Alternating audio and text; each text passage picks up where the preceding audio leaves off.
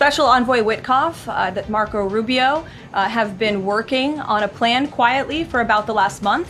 They've been engaging with both sides, Russia and Ukraine, equally to understand what these countries would commit to in order to see a lasting and durable peace. That's how you get to a peace negotiation. The president supports this plan. It's a good plan for both Russia and Ukraine, and we believe that it should be acceptable to both sides, and we're working very hard to get it done.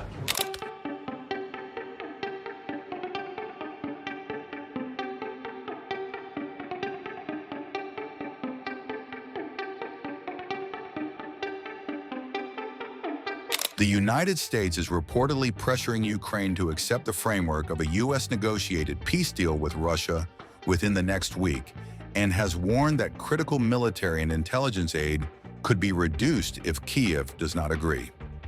This comes as the Trump administration has been secretly working with Russia on a blueprint to end the Ukraine war, as per reports. The confidential 28-point plan is modeled on Trump's Gaza deal effort and is already receiving early optimism from Moscow's negotiating team. As per reports, the proposal covers four major areas: peace in Ukraine, security guarantees, European stability, and future U.S. relations with Moscow and Kyiv. Details remain highly sensitive, but the draft calls for sweeping concessions from Ukraine in exchange for a permanent ceasefire with Russia. Trump's envoy, Steve Witkoff, has led the negotiations, coordinating directly with Russian counterpart Kirill Dmitriev over several months. I've seen quite a bit of reporting on the latest with Russia, Ukraine, so let me clarify and give you guys the truth on where it currently stands. President Trump has made it very clear since day one, and even on the campaign trail, that he wants to see this war come to an end. He's grown increasingly frustrated with both sides of this war, Russia and Ukraine alike, for their refusal to commit to a peace agreement. But nevertheless, the president and his national security team are steadfast in seeing this war come to an end, to end the killing and deliver on the president's promise. Special Envoy Witkoff, that Marco Rubio, have been working on a plan quietly for about the last month.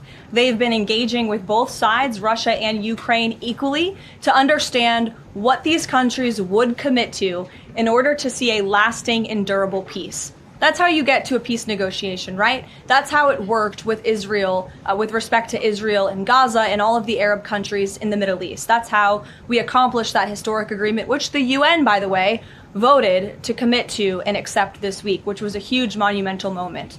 So they have been engaged with both sides, and these talks are continuing. As always, I'm not going to litigate the details of this plan as it's ongoing and it's in flux, but the president supports this plan. It's a good plan for both Russia and Ukraine, and we believe that it should be acceptable to both sides, and we're working very hard to get it done. And I'll also add, I know Secretary Driscoll did meet with President Zelenskyy today. We spoke with him. He was very optimistic following that meeting. And so, again, we are having good conversations with both sides with respect to ending this war.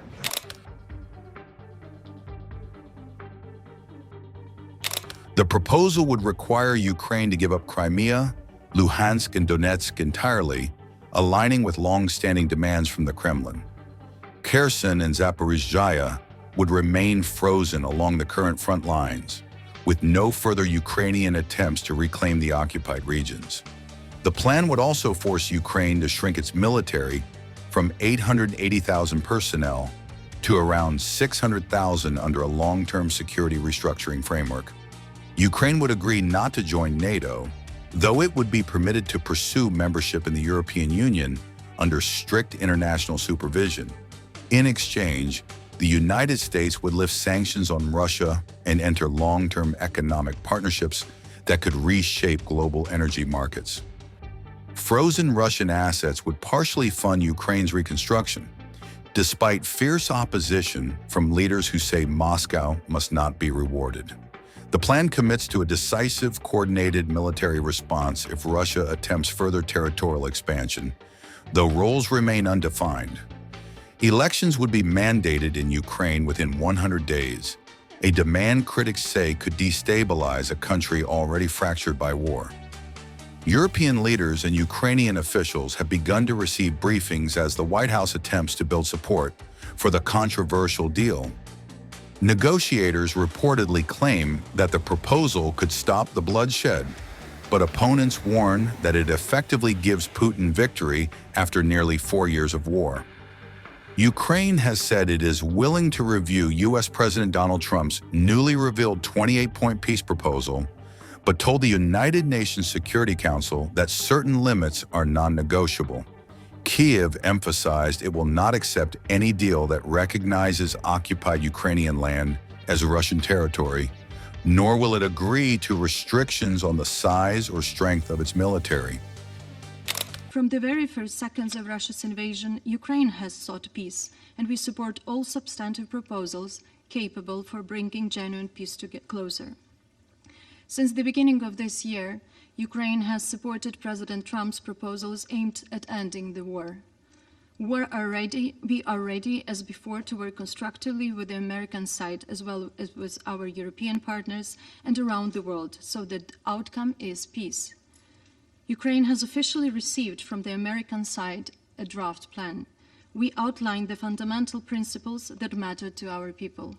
We agree to work on the plan's provisions in a way that would bring about a just end of the war. In this context, allow me to make several critical points. First, while Ukraine stands ready to engage in meaningful negotiations to end this war, including at the leaders' level, our red lines are clear and unwavering. There will never be any recognition, formal or otherwise, of Ukrainian territory temporarily occupied by the Russian Federation as Russian. Our land is not for sale. Ukraine will not accept any limits on its right to self-defense or on the size and capabilities of our armed forces. Nor will we tolerate any infringement on our sovereignty, including our sovereign right to choose the alliances we want to join. Any genuine peace process must respect a fundamental principle: nothing about Ukraine without Ukraine, and nothing about Europe without Europe. Kyiv is crying out for a ceasefire. And Kyiv's European accomplices of Kyiv are saying the same thing. And the price of these calls to us is very obvious. This so-called immediate and urgent ceasefire is needed for Ukraine only to make sure that the defeated forces get a long-awaited breather. As for the hypocritical appeals for peace from our former European partners, neither Zelenskyy nor his handlers seek peace. An escalation serves their interests. Just last week, Ukraine's first deputy foreign minister, well known to us all, Mr. Kyslytsya, openly said that Kyiv has officially suspended peace talks with Moscow. In fact, since the summer, Ukraine stopped responding to Russia's proposals, including proposals to create working groups on political, humanitarian, and military issues. As regards the current statements made by Zelenskyy from Istanbul and European capitals, well, they are nothing but an attempt to distract from the monstrous corruption scandal.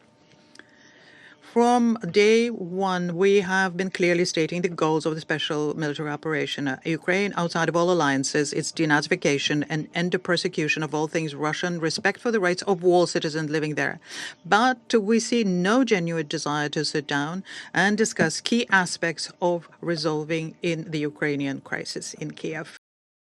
I wish you good health. Today I had a meeting with representatives of the United States. It was a significant delegation and a very serious conversation. The American side presented their proposals, points of a plan to end the war, their vision. From the very first days of the war, we have maintained one extremely simple position. Ukraine needs peace, and real peace, the kind that won't be broken by a third invasion. A dignified peace, so that the terms are respectful of our independence, our sovereignty, and the dignity of the Ukrainian people. And it is precisely these conditions that we must secure. I outlined what is fundamentally important for us, and we agreed that our teams would work on these proposals to make it truly genuine. We will not make any abrupt statements and are focused on clear, honest work. Ukraine, the United States, and our friends and partners in Europe and around the world. These days, there have been many conversations with European leaders, a lot of correspondence. I thank all friends of Ukraine for their support. Today I spoke with the President of Finland, Stubb. We are coordinating our efforts. I am constantly in touch with other leaders as well, including the President of France. I expect to speak with President Trump in the coming days. We are very much aware that America's great strength and steadfast support can truly help bring peace even closer, and we certainly do not want to lose that. We also understand that Russia has no real desire for peace. Otherwise, they would not have started this war. Many assessments are quite fair in saying that throughout this year, Russia has been trying to do only one thing, to delay sanctions and buy more time for the war. America has the power to make Russia's intention to end the war finally become serious. I will continue to work 100% for this goal. All my time is now devoted to this. Ukraine needs peace, and Ukraine will do everything so that no one in the world can say that we are the ones supposedly undermining diplomacy. This is important. It is equally important that the internal situation in Ukraine allows us to remain strong externally. In the evening, I attended a meeting with the parliamentary majority faction. There were various questions, including sensitive ones. But the agreement is clear. Everyone must work for Ukraine. And so it will be. A wartime parliament must be an effective parliament, and I thank everyone who helps ensure this effectiveness. And there will be decisions. There will be decisions that will help with this. Task number 1 for everyone is a constructive diplomatic process with America and all our partners. Mandatory stable support for our army and for all our planned defense operations and deep strikes. Diplomacy and defense equally protect the dignity of our state, the dignity of our people. One more thing. Today, all day long, the search for people under the rubble of the building in Ternopil, which was hit by a Russian missile, has been ongoing. In total, this strike on Ternopil alone took the lives of 27 people. My condolences to all the families and loved ones.